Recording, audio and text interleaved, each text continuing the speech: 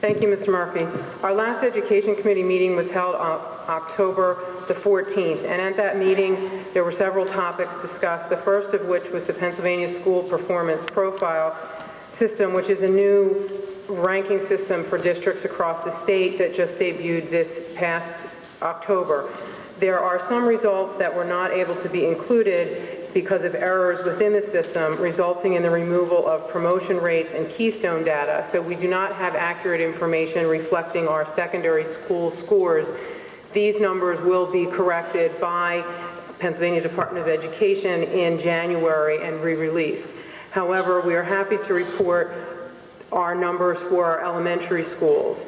And overall, across Chester County, Westchester Area School District ranked 3rd across the county for our overall numbers. We're also very proud of many of the numbers of the elementary schools, particularly Glen Acres Elementary, which ranked at 94.7% and became the 5th elementary school.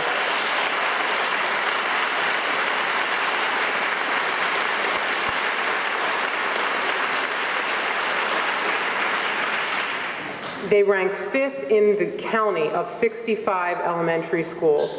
And there are some important things to note about Glen Acres that make this achievement even greater than it might otherwise appear. And that is that when you look at the breakdown and the demographics of Glen Acres, 25% of the students at Glen Acres are considered in the socioeconomically disadvantaged categories. So Glen Acres broke the mold. They set a new standard.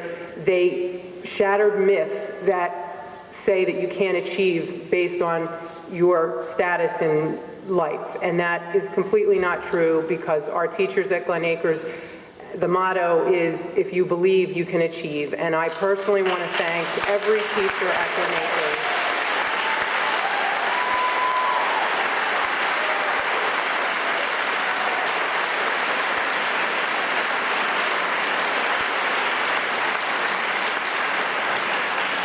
But I obviously have a personal stake in Glen Acres, so I'm a little bit prejudiced towards where they stand. But I also know that all of our other schools did extremely well, so I don't want to leave anyone out or have any other of our schools feel slighted.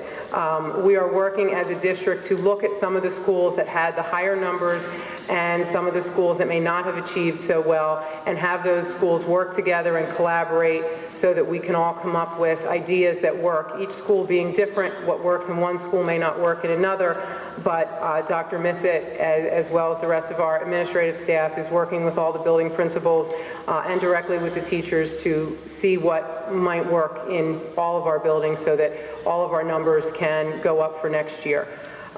We will be reporting those secondary numbers, as I mentioned, in January when they are re-released. You had a comment? Yes, excuse me.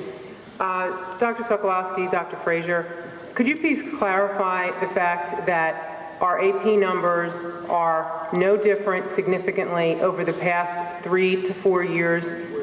And can you also state that if budgetary constraints are the reason or have had any impact on any number changes as far as class size guidelines? My understanding is that the budget has not had anything to do with the one class over 30 in AP that we have this year that we also had the year before last. Thank you. Thank you. The class size report for the last 3 school years, if we go back to the school year 11-12, AP class sizes averaged at 21.2 students. Last school year, they averaged at 21.3. The average class size this year is 22.2. However, just in studying the report from this year, we did have a rather dynamic summer with a number of changes that occurred in our schools and also in our administration. What we need to do a better job administratively is balancing the sizes of our classes.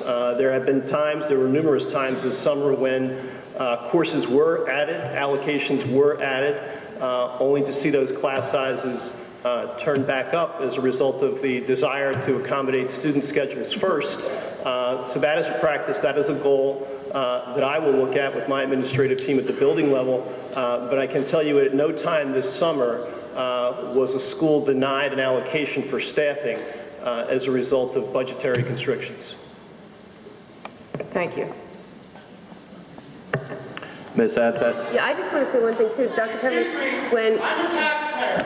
We heard you speak, please. I pay taxes. We heard you speak. Let these people speak. I'm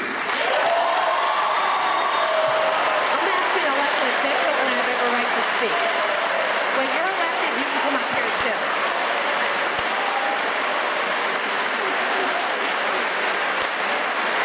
I'll wait.